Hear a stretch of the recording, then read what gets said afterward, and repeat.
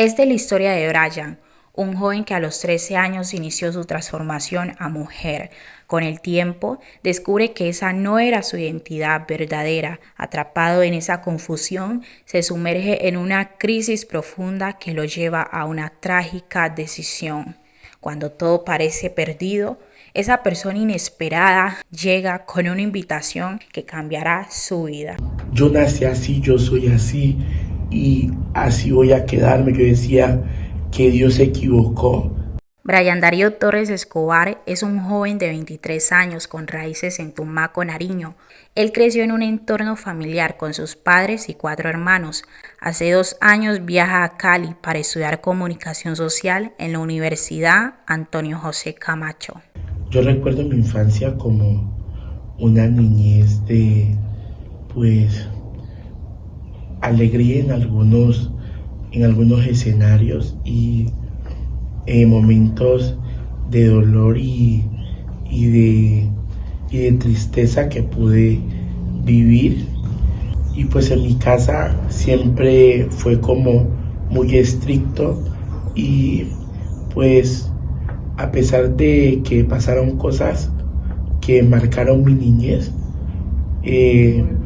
la recuerdo pues con alegría. A la edad de unos 13 años, cuando yo pues pude identificar de que lo que había sentido hace unos años atrás, sí pues era veraz en mi vida.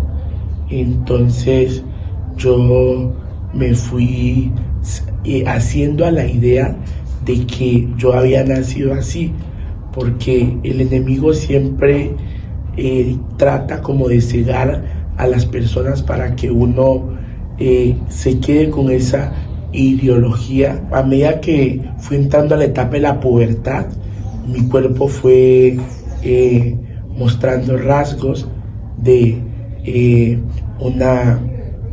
una mujer. Entonces yo decía, Dios se equivocó en mandarme así. Quería yo sentirme mujer.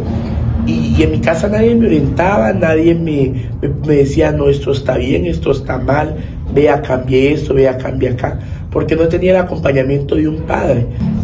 Entonces yo empecé a usar maquillajes. Yo en la casa se iban todos y yo me encerraba y me ponía que los tacones de mi mamá, que los vestidos, me ponía que las faldas de mi hermana y empezaba yo a modelar. Yo decía que yo quería ser modelo y empezaba yo a modelar y a pasear. Venía de una niñez que tuve una difícil, porque tuve una marca en mi vida que a uno nunca se le borra, a raíz de que yo no había olvidado. Entonces yo quería seguir siendo mujer. Que cumplí los 14 años, como dicen coloquialmente, salí del closet. Según datos de la Superintendencia de Notariado y Registro de Colombia, entre enero del 2023 y abril del 2024, 916 personas cambiaron su género en documentos de identidad. Más del doble optaron por la identidad femenina, lo que sugiere que muchos hombres realizaron su transformación a mujeres trans. En mi casa pues decían que yo tenía que ser hombre. Mi mamá más que todo decía que yo tenía que ser hombre. Pero o sea, todo el mundo sabía lo que a mí me gustaba. Al yo dar el cambio, fue un choque tan grave que yo me fui de mi casa. Yo quise experimentar el mundo. Por lo menos yo me perdía 3 días. Mi mamá llegaba al otro día y no veía que yo no llegaba, salía a buscarme. En mi entorno escolar hubo también un choque, porque en todo colegio se rige por un manual de convivencia. Me acuerdo que cuando me dejé crecer el pelo, me decían muchos, la rectora no te va a dejar pasar de la puerta del colegio. La rectora no te va a dejar. ¿Qué? ¿Cómo? Decía yo, es que me tienen que dejar pasar. Yo tenía, como le digo, una doble vida. Pues en la calle yo era como mujer y en el colegio me tocaba ser hombre, porque me tocaba sujetarme a las reglas del colegio. Había un grupo de amigas que siempre que me veían era como la recochita, se burlaban de mí, me tomaban fotos descuidado, hacían memes. En Colombia, el acoso escolar ha aumentado preocupantemente. Entre 2020 y 2023, los casos de acoso escolar en Bogotá aumentaron un 67,4% en adolescentes de 12 a 17 años. Además, el Ministerio de Educación Nacional reportó 2.345 casos de acoso escolar hasta marzo del 2024, donde la discriminación por orientación sexual e identidad de género representó un 17,56% de los casos. Empecé a realizar procedimientos en mi cuerpo, hice la inyección de biopolímeros en los glúteos. Nunca le puse atención, nunca le puse cuidado. Y en el momento que yo me hice eso, yo estaba bien, nunca sentí que eso fuera a tener una consecuencia a futuro. Actualmente tengo complicaciones de salud. Cuando el ser humano anda en el mundo sin conocer de Jesucristo, sin tenerlo a Él dentro de su corazón, anda vacío, solo, triste. Y todo eso era lo que yo sentía dentro de mí. Aparentaba un mundo que era una mentira. Usted mira a una persona gay en la calle y la sonrisa de oreja a oreja. Pero mírelo cuando está solo en su cuarto, se siente vacío. Por eso hay muchos que se drogan, que fuman, que consumen sustancias psicoactivas para intentar llenar ese vacío que hay dentro de su corazón. No lo estoy hablando como en el sentido de discriminar ni rechazar. Todo eso me llevó como al punto y al hecho de hasta quitarme la vida. Se me venían pensamientos a mi mente aquel día, como nadie te quiere, estás solo, nada sos, nada tienes, ¿para dónde vas?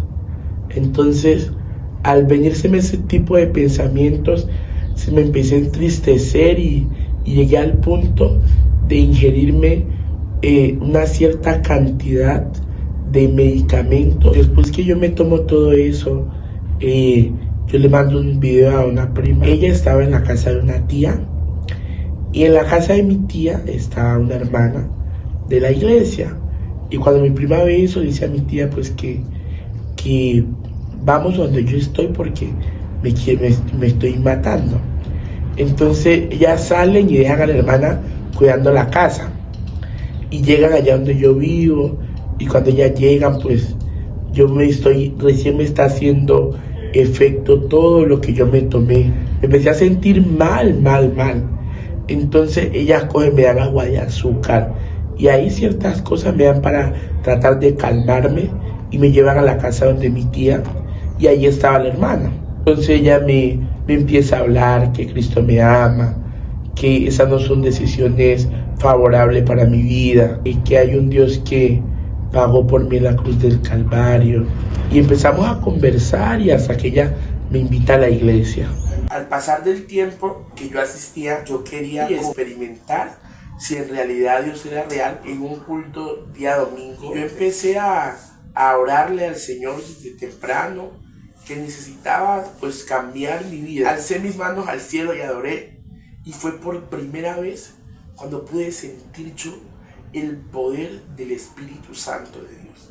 Fue algo tan grande y tan majestuoso que yo sentí un fuego que me entró como aquí ese fuego. Fue algo sobrenatural. Y fue tan fuerte ese fuego que ese fuego me... A mí nadie me obligó. Fui yo quien decidí. A mí nadie me obligó. Fui yo quien decidí. A mí nadie me obligó. Fui yo quien decidí. A mí nadie me obligó. Fui yo quien decidí. Es que a mí nadie me obligó. Estudiantes de la UniaJC, integrantes de Misión Juvenil, ofrecen un espacio integral que fomenta el bienestar espiritual, cognitivo y emocional de los estudiantes. Misión Juvenil es un programa evangelístico coordinado por misiones nacionales y ejecutado por los conquistadores pentecostales colombianos. En medio de una generación que se desenvuelve en medio de una crisis y un caos de principios y valores, Misión Juvenil se convierte en la respuesta a través de la palabra de Dios para impactar vidas, para cambiar propósitos y sobre todo para llegarle a toda la juventud de nuestro país con el plan de salvación de Jesucristo el Señor.